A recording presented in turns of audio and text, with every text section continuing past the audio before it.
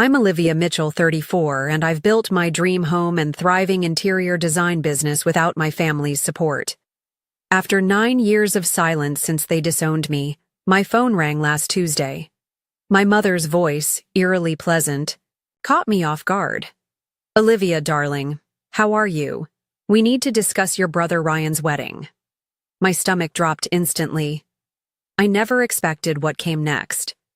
Before I dive into this wild story, let me know where you're watching from in the comments. Hit that like button and subscribe if you've ever had family suddenly reappear when they needed something from you. Growing up as the eldest child in the Mitchell family was a masterclass in invisible labor and unappreciated effort. From my earliest memories, I was the responsible one, the planner, the helper. My brother Ryan, 3 years younger, existed in an entirely different universe within the same household. Our family home in suburban Massachusetts looked picture-perfect from the outside. Dad worked as a financial advisor for wealthy clients. Mom maintained her status in local social circles, and we attended the right schools and right activities. But beneath that polished exterior, a painful dynamic played out daily. While I studied diligently, maintained perfect grades, and helped around the house without being asked, Ryan coasted through life on charm and minimal effort.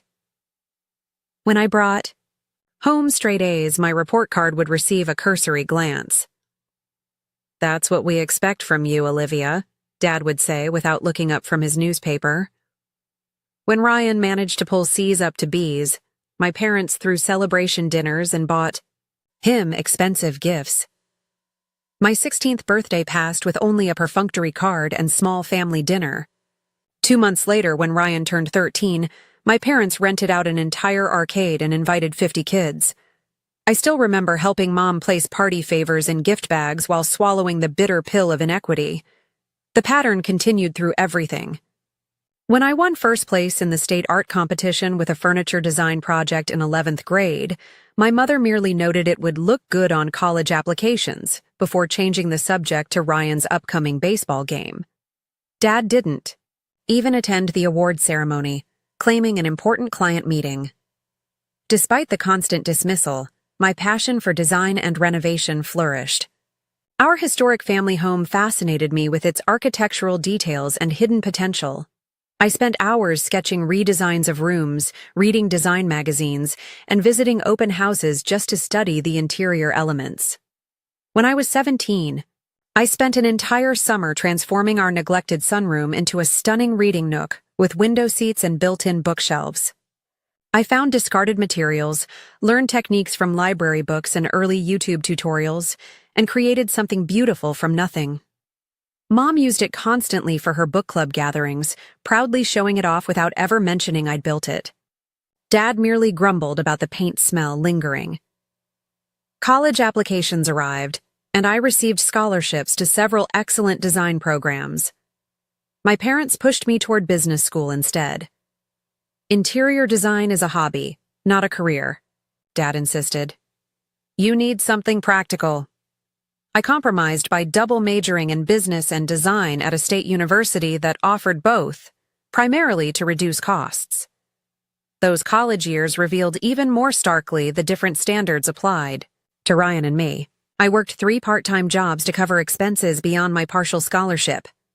Meanwhile, Ryan attended an expensive private university with everything paid for, despite his mediocre grades and tendency to switch majors whenever coursework became challenging. During sophomore year, I met James, a brilliant architecture student who shared my passion for restoration and design. We dated for nearly 2 years, becoming truly serious. When I brought him home, my parents were coldly polite at best. Later, Mom pulled me aside to mention he lacked ambition because his family owned a small construction business rather than having professional careers.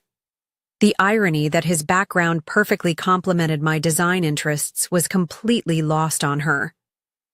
Through these experiences, I learned self-reliance and began building my own support network outside my biological family. My roommate Zoe became the sister I wished I'd had, celebrating my wins and helping me through disappointments. I formed close friendships with other design students who recognized my talent when my family couldn't be bothered. By senior year, I had created an impressive portfolio, working on small renovation projects, helping professors with design competitions, and interning at a respected local firm. I graduated with honors, with job offers from 3 different companies. Ryan, meanwhile, was on his 5th major, with my parents still cheerfully funding his journey of self-discovery. I accepted a position with a boutique design firm in Boston, moved into a tiny apartment with Zoe, and began establishing my professional reputation. Every holiday and family gathering remained an exercise in invisibility. Conversations centered around Ryan's latest interests, my father's business connections, and my mother's social calendar. My growing success in a field they had dismissed went largely unacknowledged. For years, I maintained the relationship out of obligation, showing up for holidays, sending appropriate gifts, making the expected phone calls. I kept hoping that professional success might finally earn their respect, that proven results would matter more than their preconceptions. I was wrong in ways I couldn't have imagined. After 3 years working at the Boston design firm, I had built an impressive client list and gained valuable experience with both residential and commercial projects. My name appeared in regional design magazines, and I'd established connections throughout the industry. More importantly, I'd saved nearly every penny possible, living frugally while watching my bank account grow toward a specific goal.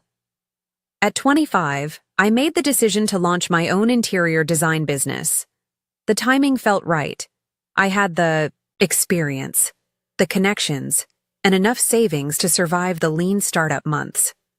My business plan was meticulous, reflecting both my design training and business education.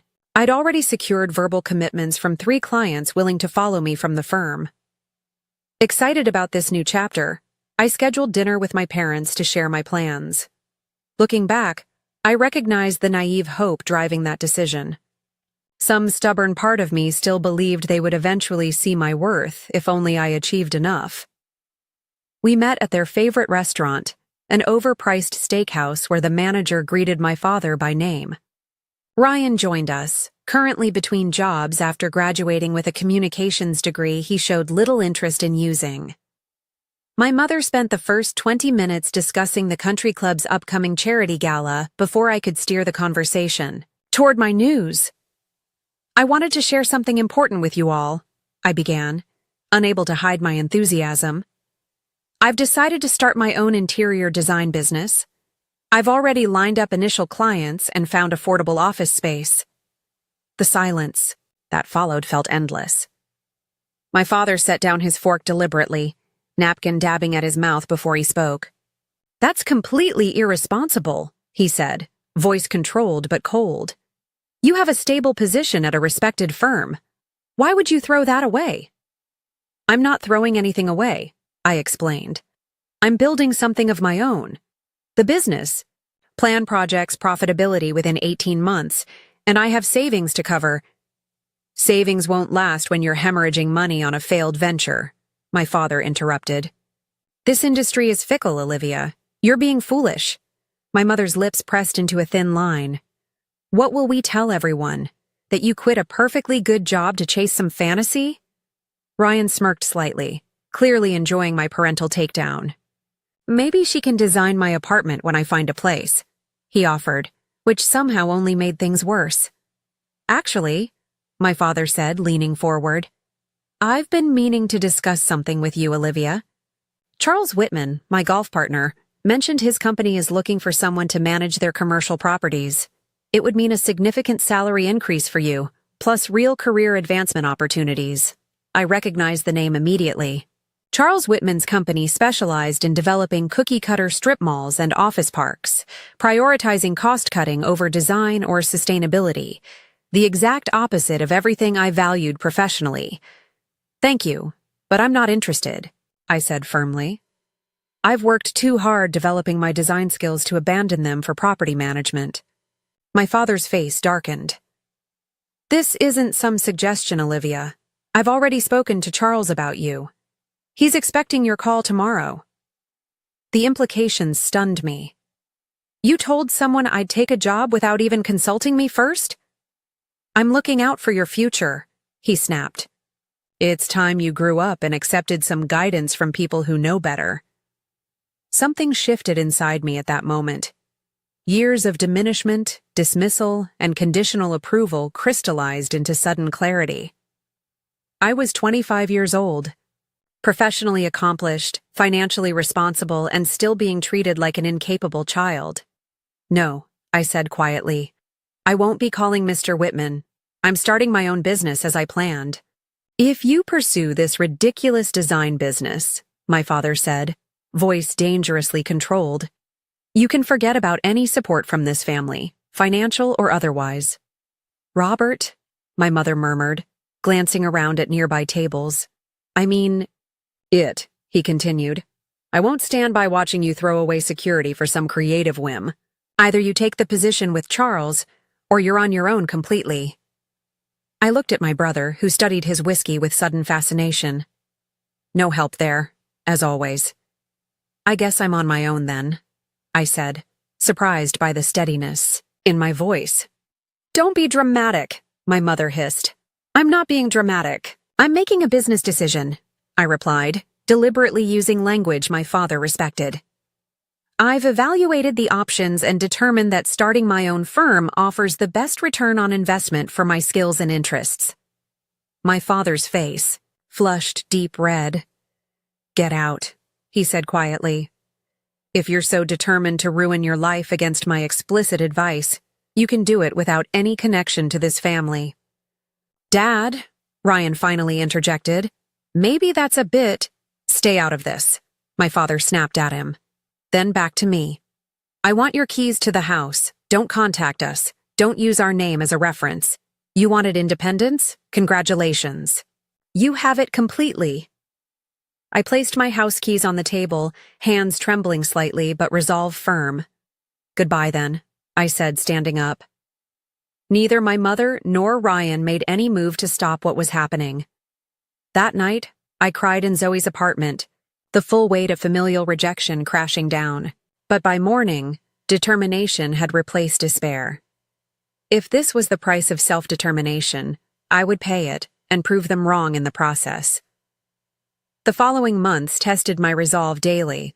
Launching a business from scratch while processing, family trauma created challenges I hadn't fully anticipated. 2 of the 3 clients who'd promised to follow me backed out after mysterious phone calls. I strongly suspected my father's interference but couldn't prove it. I took on small projects that barely covered expenses. I worked 18-hour days, handling everything from design to bookkeeping to marketing. I slept on a futon in my tiny office space for 3 months to save on rent. But slowly, tenaciously, I built something meaningful. A local restaurant renovation caught the attention of a prominent food blogger, bringing additional commercial clients.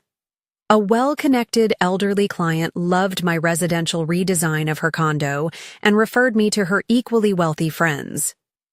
Through it all, the silence from my family remained absolute. No calls on my birthday, no contact at Christmas.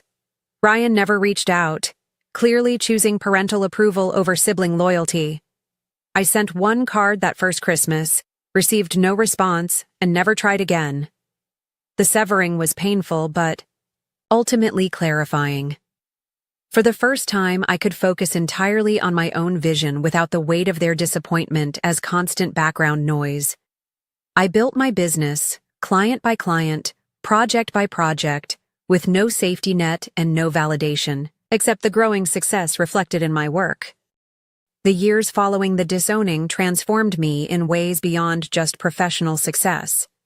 Without the constant undertow of family disapproval, I discovered versions of myself previously hidden. My personality expanded. Friends commented on my increased confidence, my readiness to laugh, my willingness to take creative risks.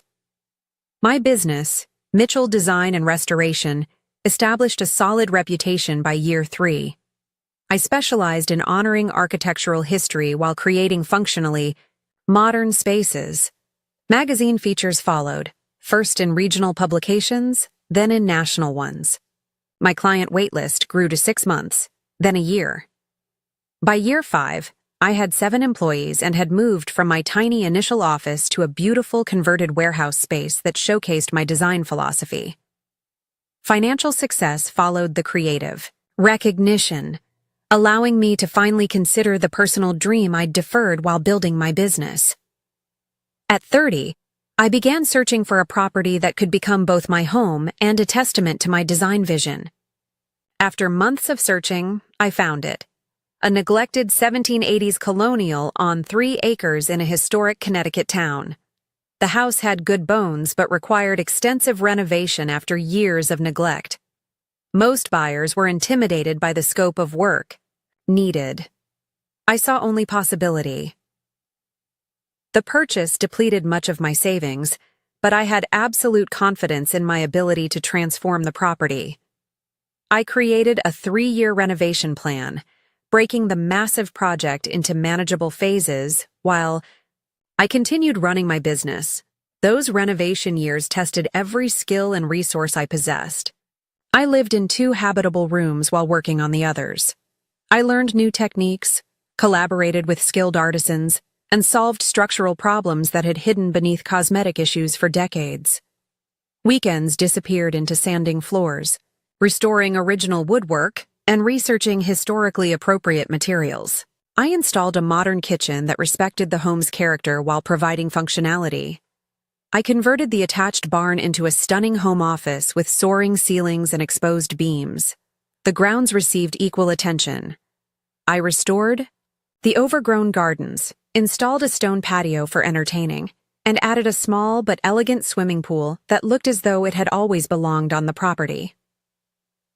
Throughout this transformation, I documented the process, sharing it through my business's social media accounts and website. The before and after photos generated substantial attention, bringing new clients who wanted similar magic worked on their historic properties. When Architectural Digest featured my completed home in a 10-page spread titled Personal Renaissance, the validation felt especially sweet. The magazine lay open on my coffee table for months, tangible proof of what I'd accomplished without my family's support or approval.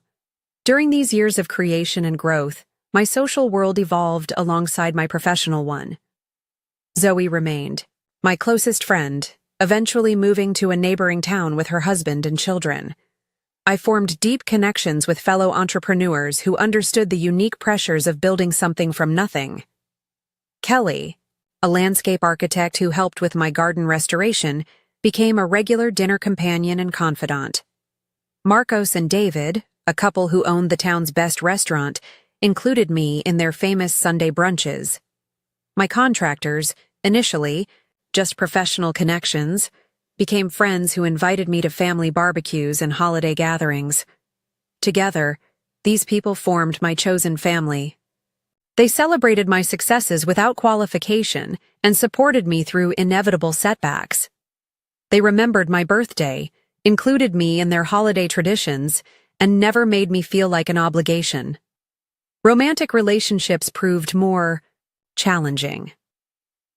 2 promising connections ended when men I was dating revealed their discomfort with my financial success or workaholic tendencies. Another relationship lasted nearly a year before my trust issues created an insurmountable barrier. He wanted emotional openness I couldn't provide after years of familial rejection. Therapy helped me navigate these patterns. Dr. Lillian, a no-nonsense therapist specializing in family trauma, guided me through understanding what had happened without downplaying its impact. "Your parents failed you," she stated in our 3rd session.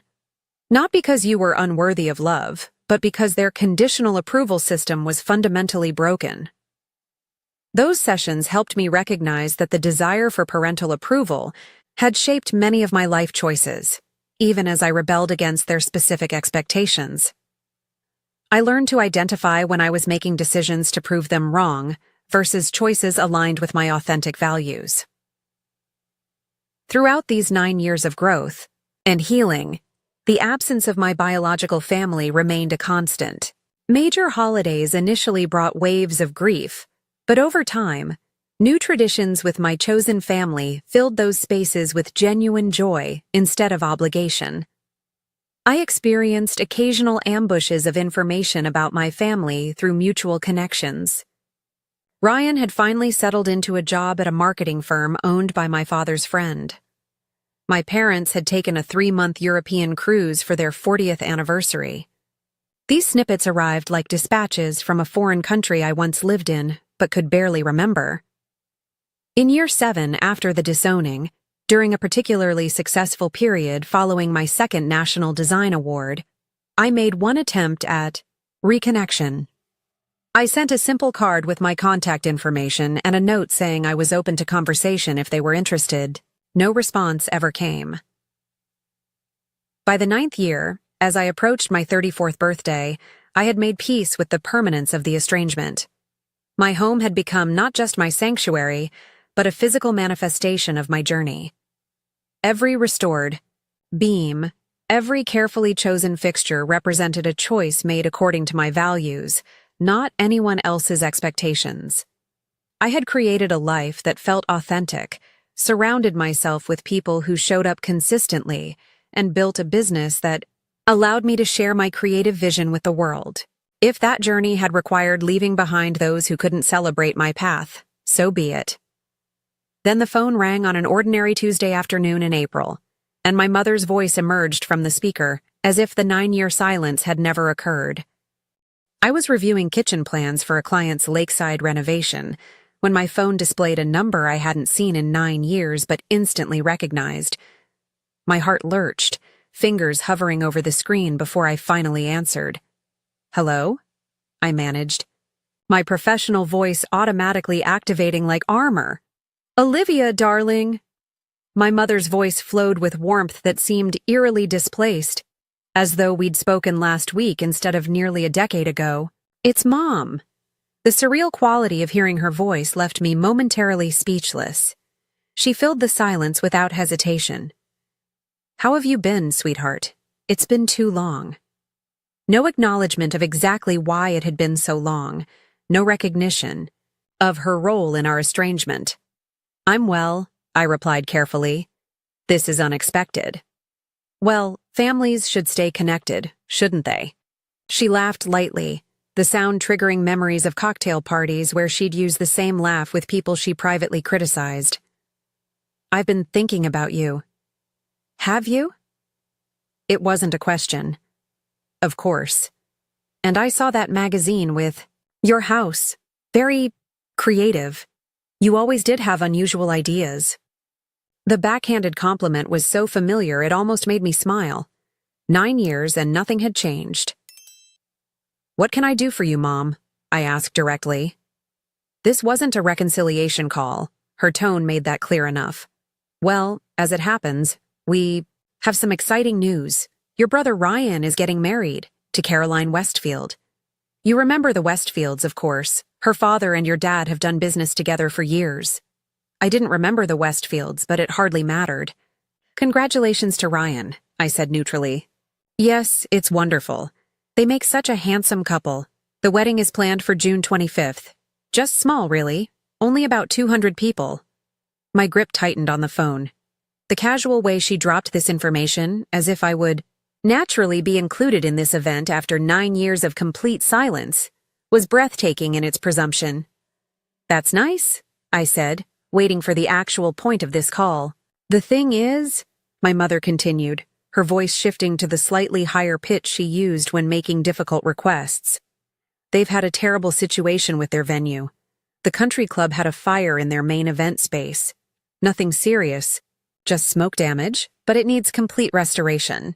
They've had to cancel all events for the next 3 months. My stomach tightened as I began to see where this was heading. "That's unfortunate," I said. "Indeed. So we've been scrambling to find an alternate location that can accommodate everyone. On such short notice, everything suitable is booked solid." The pause that followed seemed designed for me to offer a solution. I remained silent. "Then I saw that magazine spread of your home," she continued when I didn't take the bait. "And it's perfect, Olivia. Those gorgeous grounds, that massive patio. Your renovations really did turn out nicely. It would be absolutely ideal for Ryan's wedding. The audacity momentarily stole my breath. 9 years without contact, and now my family home was ideal for my brother's wedding? You want Ryan to have his wedding at my house? I clarified, certain I must be misunderstanding. It would be such a beautiful setting. Caroline's mother agrees completely. We thought the ceremony in your garden, cocktails on the patio, dinner, in a tent on the lawn. The weather should be lovely in June. I struggled to process the magnitude of what she was suggesting. Mom, that would involve hundreds of strangers in my private home. Not strangers, darling. Family and close friends. She paused. It would be a chance to let bygones be bygones, don't you think? Water under the bridge, family coming together in a crisis. The casual reframing of their 9-year rejection as bygones sent a wave of anger through me. This wasn't an olive branch. It was a utilitarian assessment of my property's value to their immediate needs. I need to think about this, I said, buying time while my thoughts whirled. It's a significant request. Of course, she replied smoothly. But we do need to know quite soon. The invitations should have gone out last week. Your father will call you tomorrow to discuss logistics. I'm sure you two can work everything out. The call ended shortly after, with my mother extracting only my non-committal agreement to consider the request. I sat at my desk, stunned by the interaction, anger and disbelief churning through me. True to my mother's word, my father called the next day. His approach lacked even her thin veneer of warmth. Olivia, your mother tells me you're considering hosting Ryan's wedding. Good. We'll need to begin preparations immediately. I'll have our event planner contact you to assess the space requirements. I haven't actually agreed to anything yet, I replied, finding my footing. This is a significant imposition, especially given our history. History is irrelevant here. He dismissed. This is about family stepping up in a crisis. Ryan needs this. The Westfield connection is important for his future. The familiar dynamic reasserted itself with stunning efficiency. Ryan's needs paramount, my boundaries irrelevant. I understand it's important to you, I said carefully. But hosting 200 people is extremely disruptive. My home is also my business showcase. And I'm not comfortable with this level of re-engagement after 9 years of no contact. This isn't about your comfort, he snapped. It's about doing what's right for the family. I expected more maturity from you, Olivia. The conversation deteriorated. From there, ending with my father demanding I stop being difficult and give them an answer within 24 hours. Before I could fully process these interactions, Ryan himself called. His approach differed from both our parents, but proved equally manipulative. Hey sis, he greeted with forced casualness. Long time? 9 years, I confirmed. Yeah, well, life gets busy, you know? He chuckled uncomfortably. So, about this wedding thing. Caroline is really stressed about the venue situation. You'd love her, by the way. Super creative, like you. I'm happy for you, Ryan, I said sincerely. Despite everything, I didn't wish him ill. But I'm not sure about hosting your wedding. Come on, it would be perfect. We saw your place in that magazine. Caroline literally cried, said it was her dream venue. Much better than the stuffy country club anyway. It's not just a venue, Ryan. It's my home. Yeah, but it's a big home. You've done really well for yourself, which is awesome. And it would mean a lot to have my only sister involved in my wedding day. The emotional appeal might have worked if he hadn't immediately followed it with, plus, Caroline's parents are covering all costs. They'll even pay you a site fee if that helps. Though, you know, family discount and all that. The conversation revealed that they'd already planned everything around my property without my consent. Ryan talked about where the catering trucks would park, which bathrooms guests would use, and how the wedding party would use my master bedroom suite to prepare. When I expressed concern about 200 strangers having access to my home, he laughed. They're not random people off the street, Liv. They're our social circle. Dad's business associates, Mom's club friends. Caroline's family knows literally everyone who matters in Connecticut. The implication being, of course, that these people mattered more than my privacy and boundaries. By the end of that day, I'd received 7 more calls. 2 from my mother, 1 from an event planner who'd apparently already been retained, 1 from Ryan's fiancée Caroline, who I'd never met, and 3 from extended family members who suddenly remembered my existence.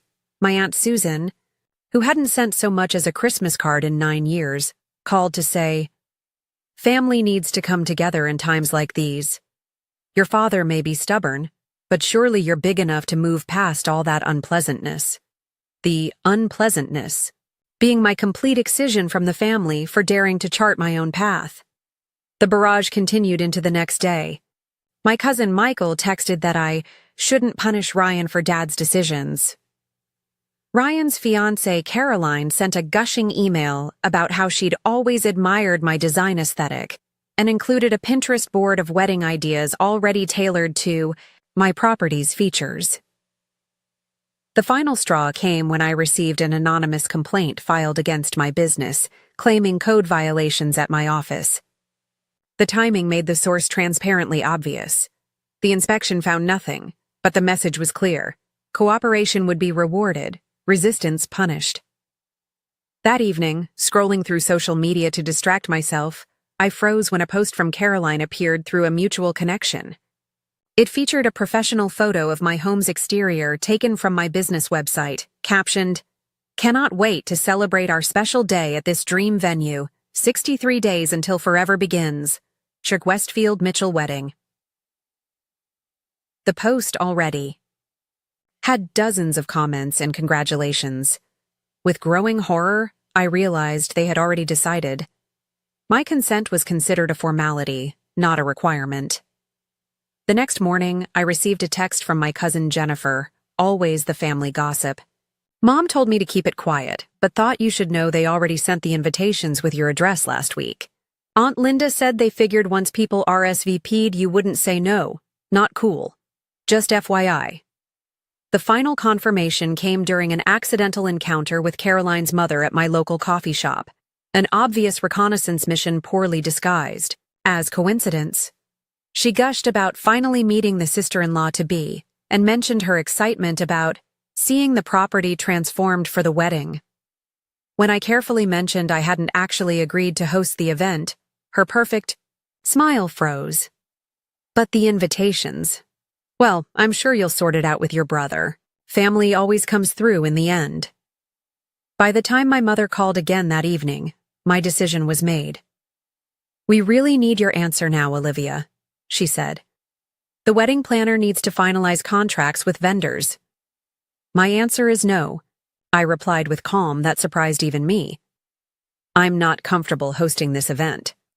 "Don't be ridiculous," she snapped, facade cracking. "Everything's already arranged. People have RSVP'd."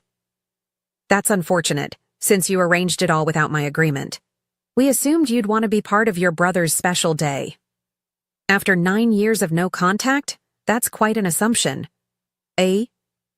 Telling silence followed before she recovered. "If this is about money, it's not about money. It's about respect for my home and my boundaries. For God's sake, Olivia, stop being so selfish. Ryan is your brother." "A brother who hasn't spoken to me in 9 years and now wants to use my home without even a proper conversation first? No. Find another venue." The conversation ended with my mother's warning that I'd regret this decision and my father would be in touch. The implicit threat hung in the air long after I hung up. After ending the call with my mother, I knew the situation required careful handling. This wasn't just an unreasonable request. It was a coordinated campaign to override my autonomy. I needed to respond clearly, firmly, and with proper documentation. After consulting with both my therapist and my closest friends over an emergency dinner at my house, I drafted a formal email to my parents, Ryan and Caroline. Zoe, now an HR director, helped me craft language that was polite but unambiguous. After careful consideration, I must decline the request to host Ryan and Caroline's wedding at my home. While I wish you both happiness in your marriage, my property is not available as a wedding venue. Please respect this decision as final and make alternative arrangements immediately, particularly since invitations have apparently already been distributed using my address without my consent. Any vendors who contact me regarding this event will be informed that no such event has been authorized at this location. I sent the email with delivery and read receipts requested, then tried to return to my normal life and work. Their response was swift and multi-pronged. My father called within an hour, his voice controlled but vibrating with anger. This is absolutely unacceptable. After everything we've done for you, what exactly have you done for me in the past? 9 years? I interrupted, surprising myself with my directness. Don't take that tone with me. Your brother needs this. The Westfields are important connections.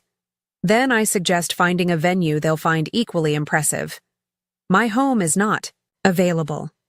This is how you repay your family? With selfishness? After all the advantages you've had? The gaslighting was so blatant I almost laughed. Dad, you literally disowned me. You told me not to use the family name. You cut me off completely when I was 25. What advantages are you referring to exactly? That's ancient history. This is about now. About family obligation. Family obligation works both ways. You can't discard someone for 9 years then claim family ties when convenient. The call ended with my father threatening vague consequences for my obstinacy. The text messages began immediately after. My mother sent a series of increasingly emotional appeals. How could you embarrass us like this? Followed by, Ryan is devastated. And finally, I didn't raise you to be this cruel. Ryan's messages fluctuated between guilt-tripping, thanks for ruining the most important day of my life, and attempts at negotiation, what if we cut the guest list to 150, 100? Caroline, whom I'd never met, sent a tear-filled voice message about her dream wedding being destroyed and how she'd always hoped to have a sister relationship with me. The obvious manipulation might have been comical if it weren't so invasive. By evening, extended family members I hadn't heard from in years were contacting me. Aunt Patricia called to explain I was tearing the family apart. Uncle James texted that my father was not a well man, and this stress could affect his heart. Cousins I'd played with as a child, but who had remained silent during my disowning, suddenly became concerned intermediaries. The next day brought an escalation I hadn't anticipated. A formal complaint was filed against my business with the town's Historic Preservation Board, claiming unauthorized modifications to my property. The inspection proved the allegations baseless, but the coincidental timing was unmistakable. 3 days after my refusal email, I received notice of an anonymous complaint to the health department regarding commercial activity at a residential property. Again, the inspection found nothing improper as I had all necessary permits for my home office, but the hassle and stress were significant. Through professional contacts, I learned my father had been making inquiries about my business, relationships presumably seeking pressure points. A longtime client called to ask if everything was okay, mentioning that some financial advisor guy was asking strange questions about your business practices. The digital front opened next. Negative reviews suddenly appeared on my business profiles, from accounts created within the previous 48 hours. Comments questioning my professionalism and reliability emerged on design forums I participated in. Again, the timing made the source obvious. 1 week after my refusal, I discovered through social media that invitations had indeed been sent with my address listed as the venue. Caroline's mother had posted photos of the invitation suite, complete, with my property's address and a stylized illustration of my home's distinctive facade. The post included details about valet parking arrangements and guest accommodations in nearby hotels.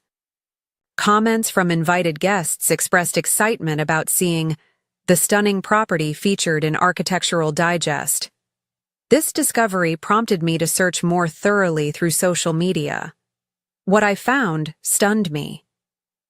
Caroline's wedding planning, Account included multiple posts about our venue with photos of my home taken from various angles, some clearly shot from the street during drive-bys.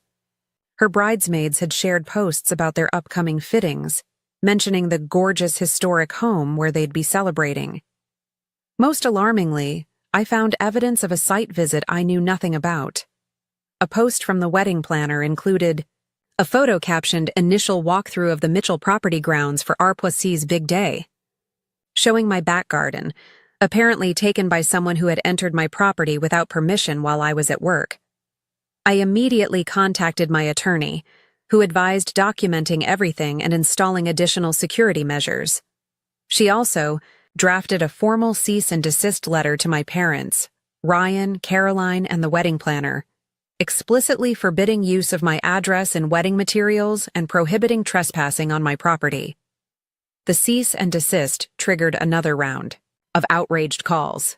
My mother left a voicemail so venomous it was unrecognizable from her usual controlled tone. "You ungrateful, selfish girl, after everything we've done, to humiliate your brother with legal threats. Your father is right. You're dead to this family." Ryan called next, his voice slurring slightly, obviously having been drinking. "Really, Olivia? Lawyers? Is that how far you'll go to ruin my wedding? You know what? I'm glad you won't be there. You'd probably find some way to make it all about you anyway." The most revealing call came from my father 2 days later. His voice was eerily calm, which historically signaled his most dangerous mood. "I've been patient with your theatrics, Olivia, but this has gone far enough. The invitations are sent. The vendors are contracted. Caroline's parents have guests flying in from Europe." "None of which is my problem or responsibility," I replied. "You made these arrangements without my consent." "Your consent is irrelevant," he stated flatly. "This wedding will take place at your property. You can either cooperate graciously or make yourself look petty and vindictive to everyone who matters in Connecticut society. Your choice. Are you threatening to hold this event on my property against my explicit refusal? I'm stating facts. The 25th of June, your property will host Ryan's wedding. You can be a gracious hostess or embarrass yourself by making a scene. But this wedding is happening." After that chilling conversation, I reached out again to my attorney, who confirmed my fears. While I had clear legal rights to prevent this invasion, enforcement might require confrontation on the actual day, creating exactly the scene my father anticipated. A scene that, regardless of legal right, would be spun to make me look like the villain.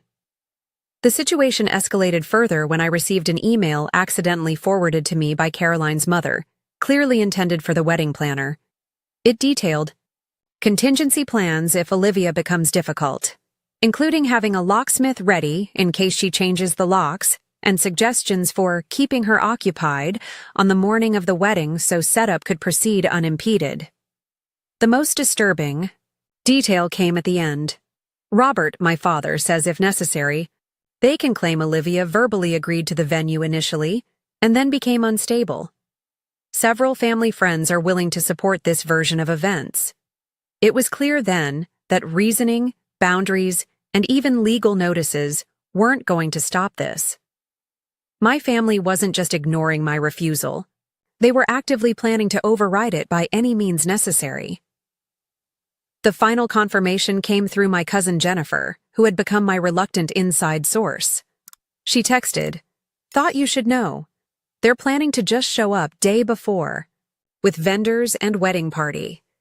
Figure once people start arriving, you won't make a scene." Uncle Robert said, "She'll cave when faced with reality. Just FYI. I realized I needed a more definitive countermeasure. They were counting on social pressure, and my reluctance to create public conflict. To protect my boundaries, I would need to remove that leverage entirely. With less than 7 weeks until the wedding date, I needed a comprehensive strategy. My family had made it clear they intended to steamroll over my refusal, counting on social pressure and conflict avoidance to force my capitulation on the day. Their plan relied entirely on my physical presence and the assumption that I wouldn't cause a scene once guests began arriving. I called an emergency council of my chosen family, Zoe, Kelly, Marcos, and David gathered in my living room for a strategy session that felt more like planning a military operation than addressing a family conflict. "They're counting on your conflict avoidance," Zoe observed. "Having witnessed my family dynamics firsthand years ago, they know you were raised to preserve appearances at all costs. And they're using your property as if they have rights to it," Kelly added, professional indignation evident in her voice. "As if your success belongs to them by extension." The solution, when it crystallized, was both simple and radical. Remove myself completely from the equation. Not just refuse to participate, but ensure my absence was absolute, leaving no possibility for last-minute manipulation. First, I consulted with my attorney about legally protecting my property in my absence. She connected me with a senior partner who specialized in property rights and restraining orders. Together, we drafted comprehensive legal documentation. A formal property protection order prohibiting specific named individuals from entering my property. Written notices to all vendors we could identify through Caroline's social media. Legal notice to the town police department documenting the situation. Trespass warnings to be posted on the property. Next came physical security. I contracted with a professional security company that specialized in estate protection. Their plan included 4 uniformed security officers stationed at all property entrances for the entire weekend, video surveillance covering all access points, protocols for respectfully but firmly turning away any visitors, documentation of all interaction in case of future legal claims. With legal and physical protection arranged, I turned to my personal exit strategy. I booked an extended weekend at an exclusive resort in Nantucket, prepaid and non-refundable, for the entire wedding weekend. This wouldn't just be an escape, it would be a proper self-care retreat during what would undoubtedly be an emotionally charged time. I blocked off my work calendar for the week before and after, ensuring I'd have buffer time to prepare and decompress. My assistant was briefed to decline all appointments and client requests during this period, citing a long-planned personal commitment. With my absence secured, I systematically closed potential loopholes my family might exploit. I changed all. External door locks and security codes. Temporarily revoked access for regular service providers like gardeners and housekeepers. Arranged for my mail to be held at the post office. Asked trusted neighbors to alert me to any unusual activity. Installed additional outdoor cameras with remote monitoring capabilities. The final step involved communication. My attorney sent formal cease and desist letters to my parents, Ryan and Caroline. The wedding planner, Caroline's parents. Every vendor identified through social media. Each letter explicitly stated that no wedding or event had been authorized at my property, that the address had been used without permission, and that any attempts to proceed would constitute criminal trespassing. My own communication was minimal but clear. I sent one final email to my parents, Ryan and Caroline. To be absolutely clear, there will be no wedding or event at my property on June 25th or any other date. The property will be secured, and security personnel will prevent any attempted entry. Please immediately notify all guests and vendors of your venue change to avoid unnecessary embarrassment and inconvenience. The response was predictable. My mother called, alternating between tears and threats. Ryan sent a series of increasingly angry texts. My father left one voicemail stating simply, "You'll regret this level of hostility for the rest of your life." Caroline's parents, previously sheltered from the full reality of the situation by my family's manipulations, finally seemed to grasp the seriousness of the issue. Caroline's father called, his tone businesslike. "I've just received a letter from your attorney. Is it your position that we never had permission to use your property?" "That's correct," I confirmed. "I explicitly declined when first asked and have repeatedly refused since." A long pause followed. We were given to understand this was a family disagreement that would resolve itself, that you had initially agreed but were being difficult about details. That was never the case. I said no from the beginning, clearly and consistently. Another pause. I see. This puts us in a very difficult position with guests. I understand that's challenging, but it's a situation created entirely without my participation or consent. The conversation ended civilly but coolly. Within hours, Jennifer texted that all hell has broken loose between my parents and the Westfields. Despite this apparent reality check from Caroline's father, my own family showed no signs of abandoning their plan. My father reportedly insisted they would handle Olivia, and the wedding would proceed as planned. In the weeks that followed, I discovered through various sources that they were proceeding with a two-track approach, publicly beginning to mention a possible venue change, while privately continuing with plans to use my property, still believing I would cave under pressure. The most disturbing evidence came 3 weeks before the wedding date. Through a professional contact in the catering industry, I learned that the wedding caterer had scheduled a delivery and setup at my address beginning at 9 a.m. on the day before the ceremony. They had been told to arrive early, before the property owner returns from an appointment. This confirmed my suspicion that they planned to begin setting up while assuming I would be away from the property, creating a fait accompli when I returned.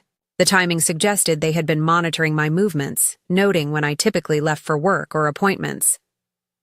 This discovery prompted my final countermeasures. I arranged for the security team to begin their coverage 3 days before the wedding rather than the originally planned one day. I notified the police department of the updated timeline and potential for confrontation. Most importantly, I altered my own departure plans, arranging to leave for Nantucket 4 days before the wedding rather than 2, removing any possibility of last-minute interception or confrontation. The week before my departure, I methodically prepared my home, securing valuable items, documenting the condition of every room with dated photographs, and making arrangements for remote monitoring. I briefed my security team on all family members and wedding party members, providing photographs from social media to ensure they would recognize everyone involved. 2 days before my planned departure, Jennifer sent one final warning text. Just overheard. They're still planning to show up with vendors early Friday morning. Uncle Robert convinced everyone you're bluffing about security. Says once wedding party arrives, you won't have the guts to make a scene. Be careful. With that final confirmation, I completed my preparations with grim determination. 9 years ago, they had disowned me for refusing to bend to their will. Now they would discover exactly how completely I had outgrown their control. I left for Nantucket on Tuesday, 4 days before the planned wedding day, my home secured and protected, my absence absolute. At the ferry terminal, I turned off notifications from everyone except my security team and attorney. Whatever happened next, I would face it from a position of peace and strength, not reactive fear. Dawn broke clear and beautiful over Nantucket on Friday, June 24th, the day before my brother's planned wedding. I had intentionally booked an ocean view suite, and watching the sunrise from my balcony centered me for what would undoubtedly be a challenging day. At precisely 9:30, my phone vibrated with the first security alert. From the safety of my resort room, I opened the security app and connected to the live camera feeds surrounding my property. The scene unfolded like a silent film.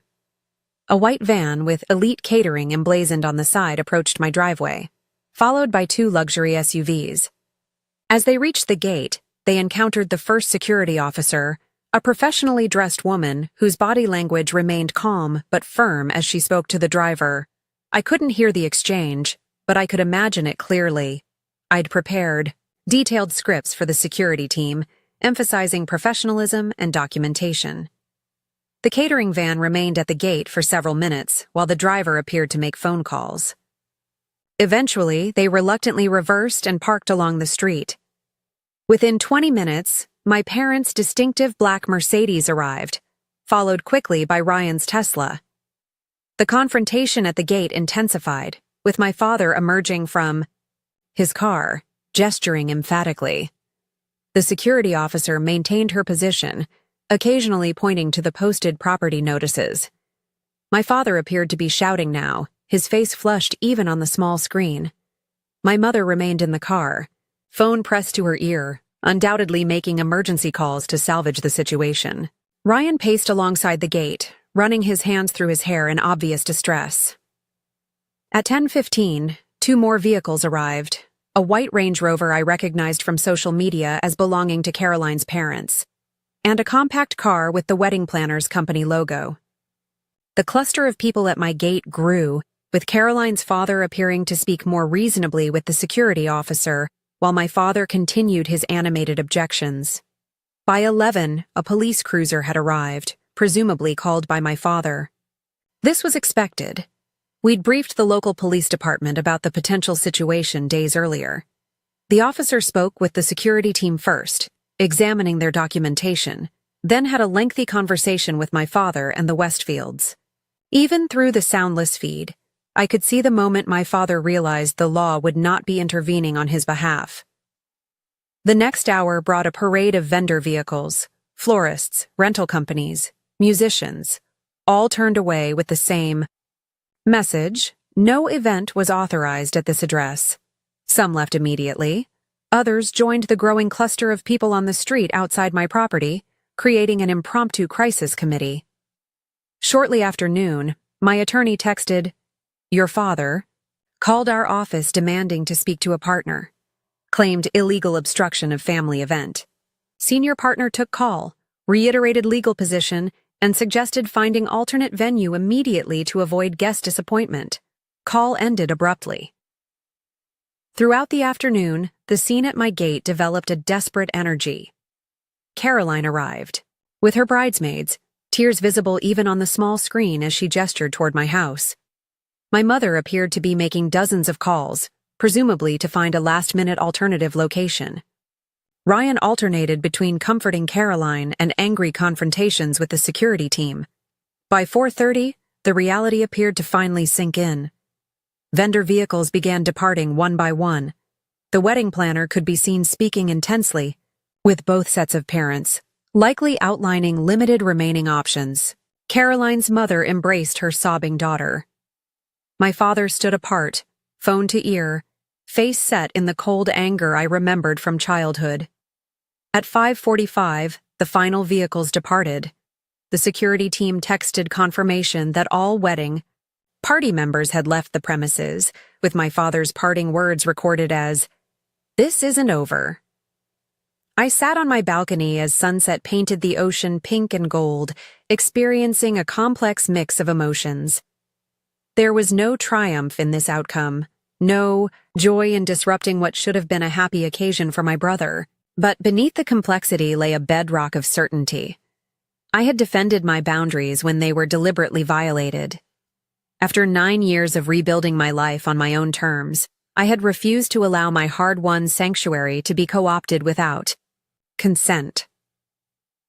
I spent the remainder of the weekend in peaceful seclusion, swimming in the ocean, reading on the beach, and enjoying exquisite meals without checking social media or reading family messages. This was self-care, not avoidance. I would deal with the aftermath, but on my timeline, not theirs. Returning home Tuesday afternoon, I found my property exactly as I'd left it, testimony to the effectiveness of the security team. Inside, waiting in my mail pile, were 3 handwritten notes that had been delivered by family members but not accepted by security. One from my mother, one from Ryan, and one, surprisingly, from Caroline.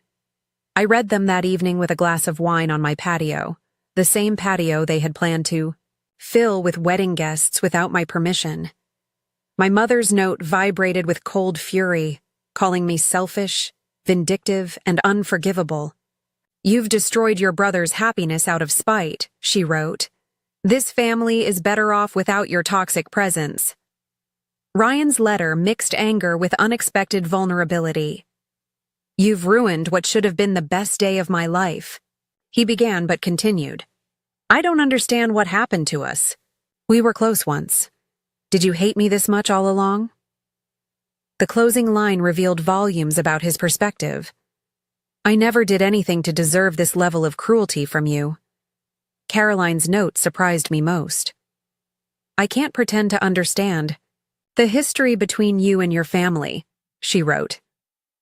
"But I wish we could have met under different circumstances before all this escalated. Everyone kept telling me you would eventually agree, that it was just a negotiation tactic. I should have reached out directly sooner. I'm sorry for the intrusion on your privacy." The lawn showed signs of minor vandalism, decorative plants uprooted, a garden bench overturned, petty expressions of rage that security had documented but deemed not worth confrontational intervention. In the weeks that followed, I maintained my silence as family members cycled through various approaches. My father's attorney sent a letter demanding compensation for wedding expenses lost due to your last-minute venue withdrawal, which my attorney dismissed with documented evidence of my consistent refusal from the beginning. My mother left voicemails alternating between tearful pleas about healing the family and vicious character assassinations. Extended family members sent messages ranging from gentle encouragement to reconnect to harsh condemnations of my cruelty. Ryan and Caroline ultimately held a significantly downsized wedding at Caroline's parents' country club, hastily arranged in an outdoor tent. Social media photos showed strained smiles and noticeably fewer guests than the original 200 planned. No family member acknowledged the venue change publicly, creating an awkward gap in the wedding narrative shared online. 3 weeks after the wedding date, my mother appeared unannounced at my front door. Security had ended their coverage, so nothing prevented this ambush. Through the security camera, I watched her ring the bell repeatedly, her perfect posture and carefully arranged expression belying the tension evident in her tightly gripped handbag. After a moment's hesitation, I opened the door but remained in the doorway, physically blocking entrance to my home. "May I come in?" she asked, voice carefully modulated to social politeness. "No," I replied simply. "I prefer to keep this brief." Her mask slipped slightly, irritation flashing across her features before she recovered. "I thought it was time we spoke directly, without all the lawyers and drama. There was a direct conversation possible at any point," I noted. "Before invitations were printed with my address, before vendors were contracted, before family members were enlisted as pressure tactics." "You've made your point, Olivia. Very dramatically, I might add. But surely it's time to move past this pettiness. We're family, after all." The casual dismissal of boundaries as pettiness and the selective application of family status when convenient crystallized everything wrong with our dynamic. "We're not family," I said quietly. "Not in any meaningful way. You and Dad made that decision 9 years ago when you disowned me. You reinforced it every year with your silence, and you confirmed it by treating my home and boundaries as obstacles to be overcome rather than realities to be respected. That's ancient history, Olivia. People say things they don't mean when they're angry. 9 years isn't ancient history. It's a third of my lifetime, and actions speak louder than words. Your actions have consistently shown that you only value me when I'm useful to your purposes." She sighed dramatically. "I didn't come here to rehash old grievances. I came to offer an olive branch, to suggest we try to rebuild. Ryan and Caroline will be starting a family soon. Don't you want to be an aunt to their children?" The manipulation was so transparent it almost seemed sincere. She genuinely couldn't conceive of relationships built on mutual respect rather than obligation and utility. "I wish Ryan and Caroline happiness," I said honestly. "But any relationship would require acknowledgement of past harm, respect for current boundaries, and consistent change going forward. I don't see evidence of any of those things. So that's it? You're choosing to remain estranged over one disagreement about a wedding venue? This wasn't about a venue. This was about 9 years of rejection followed by entitlement to my home, and life without so much as a genuine conversation. This was about attempting to override my explicit refusal through manipulation and social pressure. This was about fundamental respect." Her expression hardened. "You always were stubborn and oversensitive. Your father was right about you." "Goodbye, Mom," I said, closing the door gently but firmly. That conversation marked the final direct contact. with my biological family. Through mutual connections, I eventually heard that my parents had begun telling a revisionist history, wherein I had initially agreed to the wedding, but changed my mind out of jealousy at the last minute. This creative reframing didn't surprise or disturb me. I had long since stopped measuring my worth through their recognition or approval. In the months that followed, I filed for a formal restraining order based on the documented pattern of harassment and property violations. The process was straightforward. Given the extensive evidence collected, and the order provided legal reinforcement of boundaries I had already emotionally established. That Thanksgiving, I hosted dinner for 20 beloved friends in my home. Zoe and her family, Kelly and her new girlfriend, Marcos and David and their extended chosen family, clients who had become friends, neighbors who had supported me through the wedding drama, all gathered around tables set up in the same garden, where my brother's ceremony had been planned without my consent.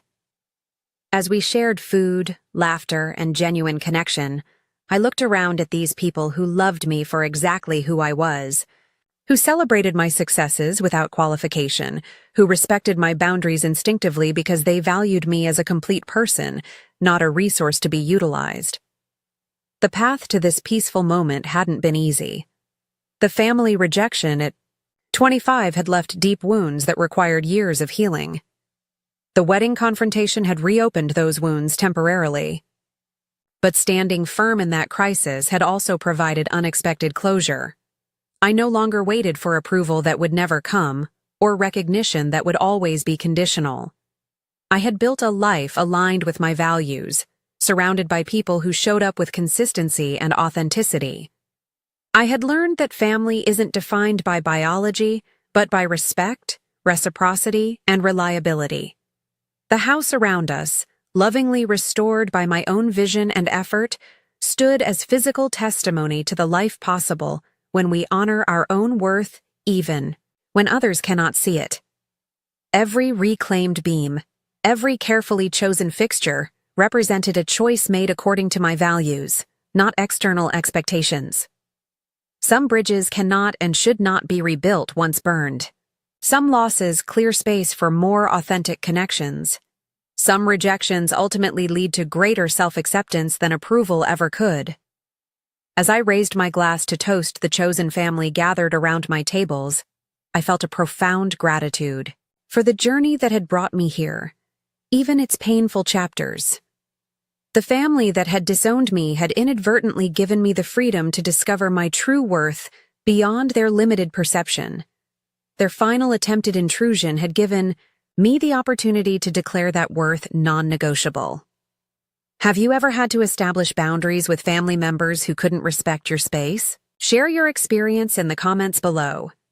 Sometimes the hardest boundaries to set are with the people who should respect them most. If this story resonated with you, please hit the like button and subscribe for more real-life experiences. Remember that your boundaries deserve respect, and sometimes the family we choose brings more love than the family we're born into. Thank you for listening to my story, and I hope it helps anyone going through similar situations find the courage to stand firm in their own worth.